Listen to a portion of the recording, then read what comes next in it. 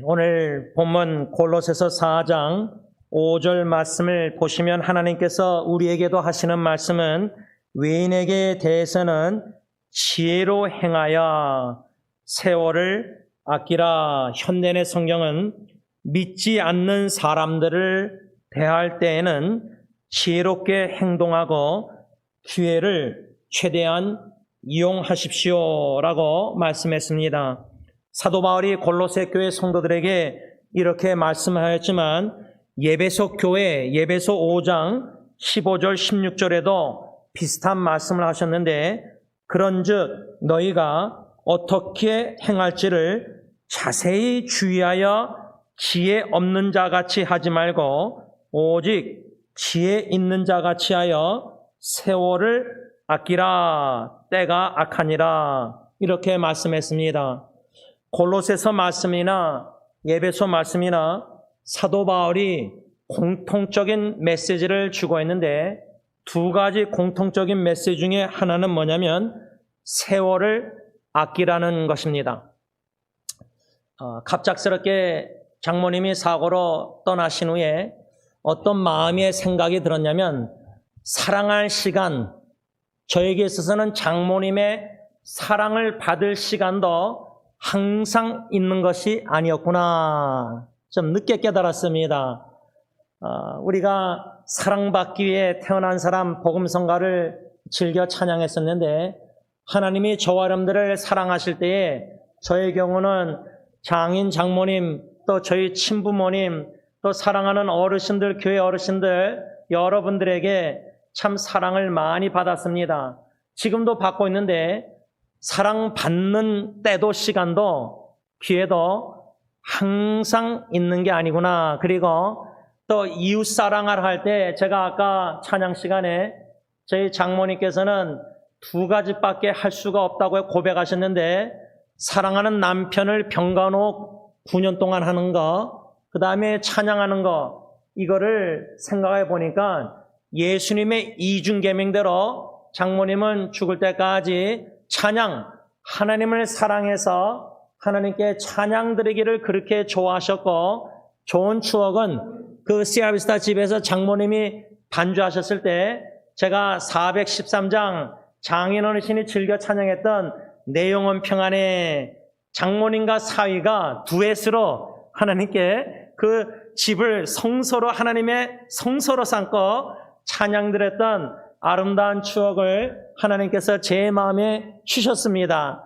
하나님을 찬양하는 것, 하나님을 사랑하셨고, 장모님은 또 이웃사랑을 내 몸같이 나처럼 사랑하라 할 때 진정 장모님은 장인어른을 자신처럼 사랑하셨다고 저는 생각합니다. 남편을 병간호한다 할 때 하루에 5번씩 어떻게 자고 싶은데 피곤한데 깨서 제가 그 튜브를 한번 장모님 도와드린답시고 그 튜브를 잡고 있는데 액체를 집어넣는데 영양제나 약을 이 호수가 위로 쑥쑥 들어가는 게 아닙니다. 이게 막혀서 어쩔 때는 멈춰있고 안 들어갑니다. 그러면 이걸 잡고 계속 기다려서 이게 내려갈 때까지 기다렸다가 또 보여야 됩니다. 근데 제가 한번 도와드린다시고 쉬울 줄 알고 들고 있었는데, 야, 이거 들고 있는 것도 힘들더라고요, 젊은이가 제가. 그러면 어르신이 부인이 남편을 얼마나 사랑하셨길래 하루에 5번씩 그거를 들고 계속 그거를 9년 동안 그렇게 할 수 있습니다. 내 이웃을 내 몸같이 나처럼 사랑하라. 예수님의 이중계명대로 하나님 사랑해서 찬양 드리셨고, 이웃인 제일 가까운 한 몸인 내 남편을 죽음 생명을 걸고 자신처럼 사랑하셨다고 저는 생각합니다. 여러분, 이렇게 세월을 아껴서 하나님 사랑하고 이웃 사랑할 시간도 마음껏 있는 게 아닙니다. 몽골 참사랑교회 저렇게 돌아다니면서 교회 건물이 없어서 렌트비 또 나가라면 나가야 되고, 지금도 아마 카페를 빌려서 보는 것 같아요. 보니까 카페, 커피숍. 우리가 지금 승리교회 이 건물을 구입하게 하셔서 주일마다 또 주중에 여러 합창단들 토요 새벽기도 마음껏 예배 찬양 경배 드리는 거, 이거 그냥 우연히가 아닙니다. 마음껏 찬양 경배 드리는 것, 세월을 아껴서 찬양드리고 세월을 아껴서 복음 전도하고 세월을 아껴서 사랑하고 시간을 아끼라고 사도 바울은 계속 세월을 아끼라고 권면하고 있는데 특별히 예배소서 5장 16절에 왜 세월을 아끼라고 말씀했느냐? 때가 악하기 때문입니다.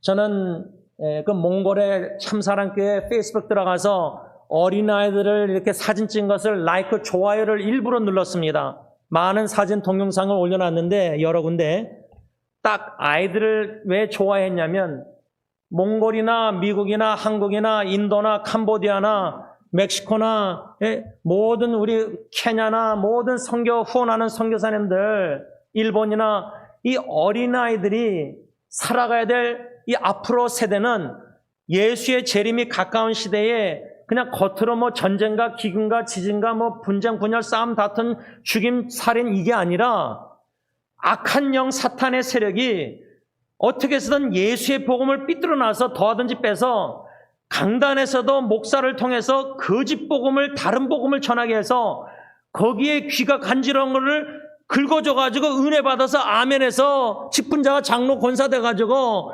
교회를 다 분열시키고 분쟁하고 싸우고 다투고 얼마나 마귀 사탄이 지금 교회를 공격하는지 모릅니다. 머리를 쳐서 주님의 종들, 목사들, 스캔들, 범죄, 돈의 문제 다 죄를 져서 다 양떼들 흐트러지고 교인들 상처 입어서 다른 교회 가고 다른 교회 안 가고 떠나서 교회를 떠나는 하나님을 떠나는 이렇게 교회를 공격하고 있고 가정을 공격하고 있고 분쟁과 분열과 이혼과 자녀들의 충격과 상처, 부모님의 다툰 싸움, 이혼 속에서 자녀들이 얼마나 상처를 입고 정신장애인이 되고 있는지 모릅니다.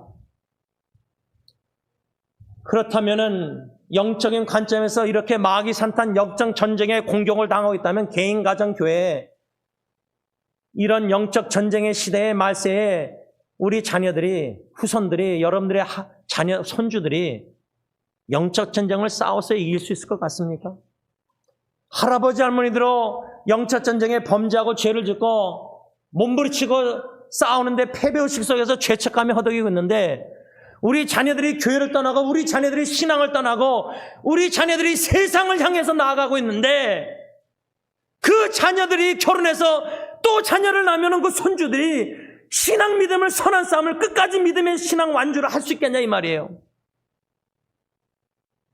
여러분들의 손주들을 할아버지 할머니들이 사랑스러워서 이해는 좀 하겠지만은 영적인 관점을 볼 때는 때가 악한 이때에 세월을 아껴서 여러분들의 자녀 손을 놓고 생명을 걸고 기도하고 사랑으로 내 몸같이 사랑할 때 이들에게 복음을 전하고 복음을 보여줘야 된다는 겁니다. 가정에서 부부가 할아버지 할머니가 좋은 소식을 전해줘야 됩니다. 자녀 후손들에게 너무나 슬프고 괴로운 아픈 소식 기도 부탁들이 괴로운 일들이 정신을 공격해서 사탄이 정신질환도 많은데 그냥 기뻐할 만한 그저 기쁘고 웃을 수만 있는 세상이 아닙니다. 악한 세상입니다. 때가 악합니다. 우리의 생명을 걸고 자녀 후손의 영혼구원을 위해서 기도하고 복음을 전하고 복음을 보여줘야 된다는 겁니다. 두 번째 공통적인 메시지는 골로새서 4장 5절이나 예배소서 5장 15절 16절 세월 아끼라는 첫 번째 공통 메시지 외에도 두 번째는 지혜라는 단어를 계속 사도 바울은 강조하고 있습니다. 골로새 4장 5절에는 지혜롭게 행동하라. 예수 안 믿는 불신자들 앞에서 지혜롭게 행동하는 건 둘째치고 성도들이 서로 교인들끼리 성도들 앞에서도 형제자매 앞에서도 지혜롭게 행해야 되는데 지혜롭게 말해야 되는데 근데 성도들도 둘째치고요. 가정에서 자녀들 앞에서 부모가 어떻게 지혜롭게 행동하고 말하고 어저께도 제가 번스 마켓 가서 성찬씨 빵 사고 뭐 이렇게 아내랑 뭐 살 때 그 셀프 체크아웃 돈 내고 자기 스스로 돈 내는데 카드로 긁는데 한국 아줌마가 이 꼬맹이 두 남자아이들인데 이 첫째 아들 큰아이가 뭘 잘못했는지 그냥 공적인 자리에서 화를 버럭 내는 걸 제가 미국 사람들 다 있는데 거기 줄 서 있는데 엄마가 그냥 버럭 화를 내면서 애한테 막 나무라는 거예요. 공적인 자리에서. 부모가 라이센스 뭐 공부해가지고 운전면허 따듯이 뭐 공부해서 준비해서 뭐 결혼해서 남편 아내 준비해서 뭐 자식을 낳습니까?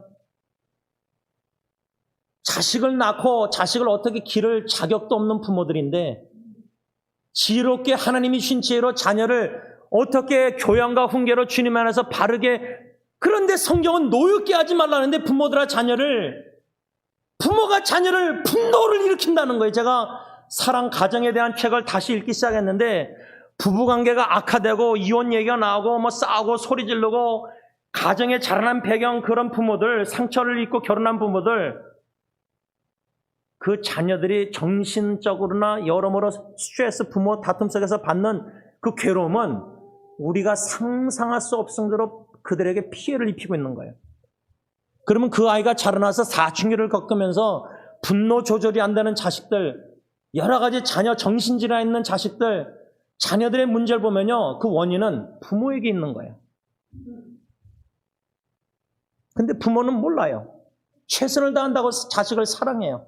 자식을 망치는 건 모르고요. 그러니까 지혜롭게 자녀 양육도 어떻게 하는 줄 모르고 부모가 자녀를 키우고 있는 거예요.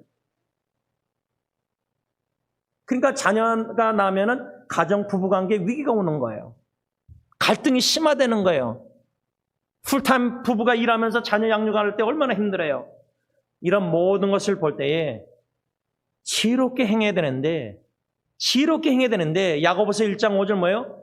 지혜가 부족하거든. 근데 우리 어른들이, 할아버지 할머니 엄마 아빠가 가정사역에서도 지혜가 부족하다는 걸 깨닫지 못하고 내가 얼마나 어리석은 아빠 엄마, 어리석은 부모인지 몰라요.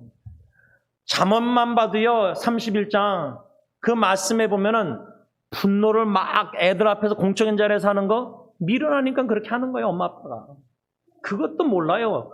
화내면서도 그게 미련한 죄인지도 몰라요. 그러니까 회개할 필요성도 못 느껴요. 그렇게 18년 자녀를 양육해서 대학교를 보냈는데 교회 떠나지 않겠습니까? 엄마 아빠가 믿는 하나님 자기가 믿겠습니까? 집에서 엄마 아빠가 복음을, 예수를 보여주지 않았는데 다투는 것밖에, 죄 짓는 것밖에 안 보여주는데 엄마 아빠가 용서 구할 줄도 모르는 부모 앞에서 껍데기로 바리새인처럼 종교 예식에 예배 11조 감사헌금 다 찬양 다 하면서 마음은 더럽고 추한 게 다 많은 가정에서 들춰지고 있는데 자식들 앞에서 절제도 못하면서. 말씀을 좀 정리하면서 여러분, 성찬식이 왜 필요한가? 저는 예수의 보혈이 너무 필요해요. 지난 한 주 뒤돌아보면은 제 인생을 뒤돌아봐도 나 행한 거 죄밖에 없는데 할 줄 아는 게 죄밖에 없어요. 선한 일, 주님의 일을 하는 거는 내 안에 그리스도가 사셔서 성령님이 선한 일을 하게 하시는 거지 나는 악을 행할 줄밖에 할 줄 아는 게 없는 거예요. 그런 자에게 예수의 보혈의 능력이 얼마나 사모가 되겠습니까?